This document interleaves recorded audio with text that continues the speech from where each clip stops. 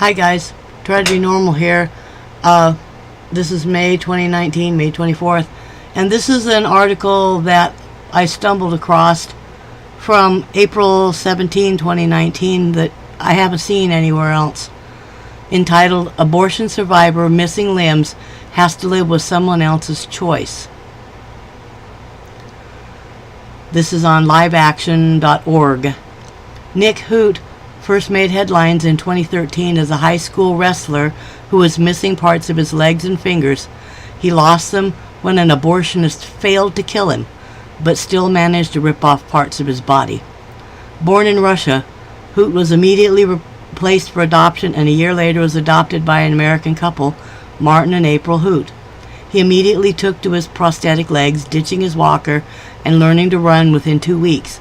According to his mother, as a boy, Nick loved sports, playing baseball, basketball, football, and wrestling.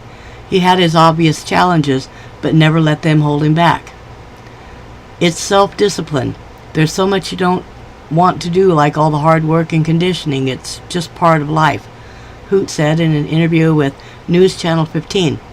You're going to hit a lot of barriers in life, but you really have to just get over them. Sometimes the biggest win in sports is simply participating. That's the case for one young man in Woodburn who's proving to be an inspiration for anyone who meets him. News Channel 15's Joe Whalen is here now with more. Joe? Mark and Heather, as a freshman wrestler at Woodland High School, Nick Hoot posted a 17-11 record, qualifying for regionals at 106 pounds. Not a bad season. But the fact that Nick is wrestling at all is truly remarkable. Here is Woodland's Warrior.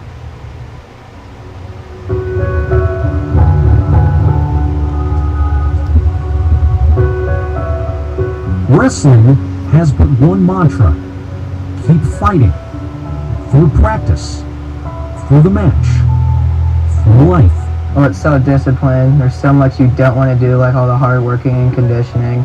But that's just part of life. You're going to hit a lot of barriers in life, but you really have to just get over them. Nick Hoot has been overcoming barriers his entire life. A lot of people see me as a disadvantage. I look at myself as an advantage, because with me and without my legs, I think I can do a lot. A sophomore wrestler at Woodland High School, Nick was born without parts of both legs. The right one above the knee, the left at the ankle. Notice that they say that he was born without parts of his legs. They don't bother to say exactly how he loses them. Hoot thinks of himself as a miracle and knows that he can accomplish a lot of things in his life. He doesn't see himself as much different from his peers.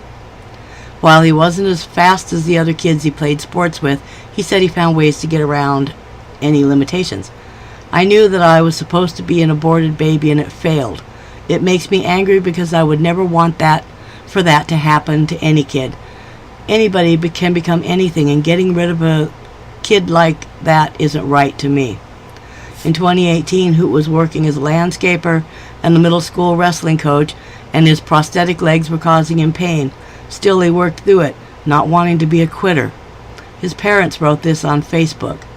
My son leaves in the morning for another four-hour drive one way for yet another appointment with his prosthetist. It takes about 3 to 4 trips to get the legs to fit it from casting to finish. It's a long and tedious day. Sit, wait, refine, repeat. That's 8 hours travel in the car, not counting traffic or road construction, and sometimes weather. Then the legs are finalized, his body will have to adjust to the new fit. Kind of like breaking in something new. I'd just like to comment here that, you know, this young man, that child that they tried to murder, he managed to have made something out of himself. And he was more than just a cluster of cells. As a matter of fact, I think he did all right. So it really pains me to think that whoever his mother was, and hundreds of thousands of other women around the world who can't be inconvenienced by a pregnancy and having a child, should learn a lesson from this young man. What it really means, for what a human life really means. You can read the rest of the story at liveaction.org. It's uplifting and sorrowful at the same time. Have a nice day.